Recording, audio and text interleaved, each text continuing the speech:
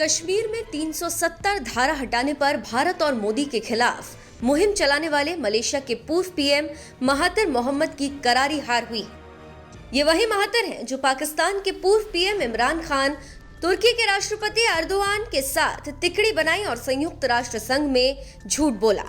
फिर सत्ता की ताकत के बल पर महातिर ने मलेशिया में मुस्लिमों को बुलाकर भारत के खिलाफ अभियान चलाने की कोशिश की, लेकिन वो भी असफल रहा है। आप जानते हैं कि झूठ के पांव नहीं होते। आप देख सकते हैं कि कश्मीर कश्मीर चिल्लाने वाले इमरान खान कहां है और कहां पहुंचाकर पाकिस्तान को छोड़ा है। वैसे ही मलेशिया में महातिर मोहम्मद की करतूत से परेशान होकर महातिर की पार्टी ने ही महातिर मोहम्मद को हटा दिया और अब महातिर मोहम्मद को 53 साल में आम चुनाव में पहली बार करारी हार का सामना करना पड़ा। महातिर मोहम्मद ने शनिवार को हुए आम चुनाव में अपनी संसदीय सीट भी हार गए। कहा जा रहा है कि इस हार के बाद 97 साल के महातिर मोहम्मद के राजनीतिक करियर का भी अंत हो गया। महातिर मोहम्मद 2 बार मलेशिया के प्रधानमंत्री रह चुके हैं। उन्होंने भारत के भगोड़े इस्लामिक उपदेशक जाकिर नाइक को मलेशिया में शरण दे रखी थी। जानकारों की माने तो महातिर एशिया के उन चुनिंदा नेताओं में शामिल हैं जिनका राजनीतिक करियर इतना लंबा चला। महातिर मोहम्मद लंकावी सीट से चुनाव लड़ रहे थे, जहां उन्हें चौथे स्थान से संतोष करना पड़ा। इससे पहले साल 2018 में हुए चुनाव में महातिर मोहम्मद ने इस सीट से बड़े अंतर से चुनाव जीता था। जनता की नाराजगी का आलम ये रहा कि इस बार के चुनाव में उनकी जमानत भी जब्त हो गई।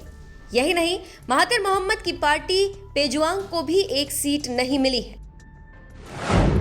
मलेशिया में महातिर मोहम्मद का करियर खत्म। भारत से पंगा लेना पड़ा भारी। कश्मीर को लेकर ली थी भारत से दुश्मनी। 53 साल में ये महातिर मोहम्मद की पहली चुनावी हार है। महातिर मोहम्मद 22 साल तक मलेशिया के प्रधानमंत्री रहे। उसके बाद उन्होंने रिटायरमेंट का ऐलान कर दिया, लेकिन उसके बाद वो फिर से राजनीति में आए और साल 2018 में चुनाव जीता, फिर मलेशिया के प्रधानमंत्री बने। जब महातिर पीएम बने तो उनकी उम्र 92 साल थी। जानकारी देते चले कि इस आम चुनाव में मलेशिया के चुनाव में किसी भी दल को स्पष्ट बहुमत नहीं मिला, जिससे त्रिशंकु संसद का गठन हुआ। लेकिन राजनीतिक विश्लेषकों की माने तो महातिर की हार का कारण कुछ और है। महातिर का भारत के साथ रिश्ते खराब होना भी एक कारण माना जा रहा है, क्योंकि दुनिया में भारत सबसे बड़ा पाम ऑयल आयातक है और भारत मलेशिया की जीडीपी में 5 से 6% का योगदान देता है।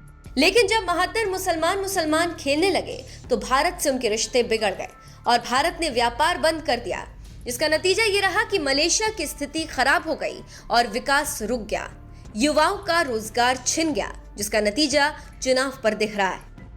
इसके साथ ही साथ भारत को चढ़ाने के लिए महातिर ने भारत के भगोड़े इस्लामिक उपदेशक जाकिर नाइक को शरण दी थी। भारत के प्रत्यर्पण की अपील को खारिज कर दिया था। बाद में महातिर मोहम्मद ने कहा कि उनका देश भारत को छोड़कर किसी अन्य देश की तलाश में है जहां जाकिर नाइक को भेजा जा सके, लेकिन कई देश विवादास्पद उपदेशक को स्वीकार करने के लिए तैयार नहीं है। उन्होंने कहा था कि मैंने पीएम मोदी से मुलाकात भी की है। इससे आप अंदाजा लगा सकते हैं कि क्यों महातिर मोहम्मद की सत्ता हिली है।